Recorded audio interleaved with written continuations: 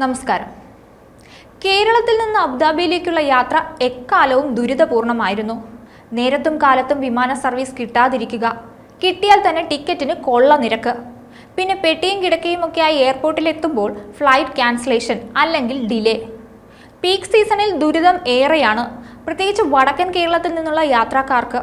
എന്നാൽ ഇതിനൊരു ആശ്വാസമായി ഇതാ ഇൻഡിഗോ രംഗത്തെത്തിയിരിക്കുന്നു. ഈ മാസം 20 മുതൽ ഇൻഡിഗോയുടെ പുതിയ സർവീസ് ആരംഭിക്കുമെന്ന് അറിയിച്ചിരിക്കുകയാണ് അധികൃതർ. പ്രവാസികൾക്ക് ഏറെ സൗകര്യപ്രദമാകുന്ന രീതിയിൽ കോഴിക്കോട് നിന്ന് അബുദാബിയിലേക്കാണ് ഇൻഡിഗോ സർവീസ് ആരംഭിക്കുന്നത്. എല്ലാ ദിവസവും സർവീസ് ഉണ്ടാകും. രാത്രി 9:50 കോഴിക്കോട്ട് നിന്ന് പുറപ്പെടുന്ന വിമാനം പ്രാദേശിക സമയം 12:30 അബുദാബിയിലെത്തും. അവിടെ നിന്ന് പുലർച്ചെ 1:30 തിരികെ പുറപ്പെടുന്ന വിമാനം പ്രാദേശിക സമയം രാവിലെ 6:45 കോഴിക്കോട് വിമാനത്താവളത്തിലെത്തും. ഈ സർവീസ് ജനുവരി 15 വരെയാണ് ഇപ്പോൾ പ്രഖ്യാപിച്ചിരിക്കുന്നത്. ഈ റൂട്ടിലെ യാത്രക്കാരുടെ എണ്ണം വർദ്ധിക്കുകയാണെങ്കിൽ സർവീസ് നീട്ടാൻ സാധ്യതയുണ്ട്. നിലവിൽ ദമാം, ജിദ്ദ, ദുബായ് എന്നിവിടങ്ങളിലേക്കാണ് ഇൻഡിഗോ എയർലൈൻസ് കോഴിക്കോട് വിമാനത്താവളത്തിൽ നിന്ന് സർവീസ് നടത്തുന്നത്. പ്രവാസികൾക്ക് ഇതൊരു വലിയ ആശ്വാസമാകും. കാലാകാലങ്ങളായി പ്രവാസി സമൂഹം അഭിമുഖീകരിക്കുന്ന വിമാനയാത്രാ പ്രതിസന്ധികൾ പരിഹരിക്കുന്നതിന് ശക്തമായ ഇടപെടലുകൾ ആവശ്യമാണ്. മുന്നറിയിപ്പില്ലാതെ സർവീസ് റദ്ദ് ചെയ്യൽ, അനിവാര്യ ഘട്ടങ്ങളിലെ വൈകിയോട്ടം, അവധി സമയങ്ങളിലും ആഘോഷവേളകളിലും അമിത നിരക്ക് ഈടാക്കൽ തുടങ്ങി നിരവധി പ്രതിസന്ധികളാണ് നിലവിൽ ഗൾഫ് മേഖലയിലുള്ള പ്രവാസി നിരന്തരം നേരിടുന്നത്. രാജ്യപുരോഗതിക്ക് വലിയ രീതിയിലുള്ള പ്രവർത്തനം നടത്തുന്ന പ്രവാസികളുടെ പ്രശ്നങ്ങളിൽ സമയബന്ധിതമായി ഇടപെടുകയും പ്രതിസന്ധികൾക്ക് ശാശ്വത പരിഹാരം കാണുകയും വേണം. കാലാകാലങ്ങളായി പല വിമാന കമ്പനികളും പ്രവാസികളെ കൊള്ളയടിക്കുന്ന ഒരു നയം വെച്ചു പുലർത്തുന്നുണ്ട്.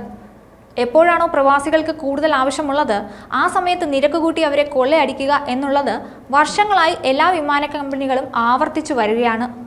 പ്രത്യേകിച്ച് ഉത്സവകാലമായ ഓണക്കാലം, പെരുന്നാൾ സീസൺ അല്ലെങ്കിൽ പരീക്ഷാക്കാലം, അവധിക്കാലം, അപ്പോഴൊക്കെയാണ് കുടുംബസമേതം പ്രവാസികൾ ഏറ്റവും അധികം നാട്ടിലേക്ക് വരുന്നതും അവധി കഴിഞ്ഞ് തിരിച്ചു പോകുന്നതും.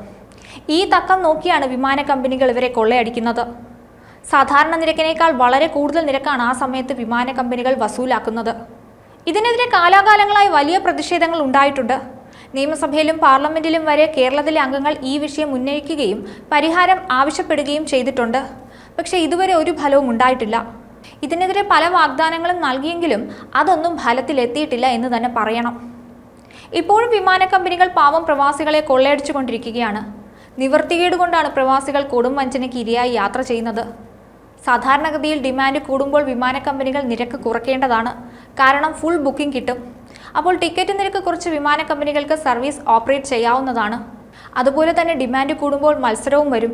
അങ്ങനെ മത്സരിച്ച് നിരക്ക് കുറയ്ക്കാവുന്നതാണ്. പക്ഷേ ഗൾഫ് മേഖലയിലെ വിമാന കമ്പനികൾ പ്രവാസികളോട് മത്സരിച്ച് നിരക്ക് കൂട്ടുക എന്ന നയമാണ് കാലാകാലങ്ങളായി പിന്തുടർന്നു വരുന്നത്.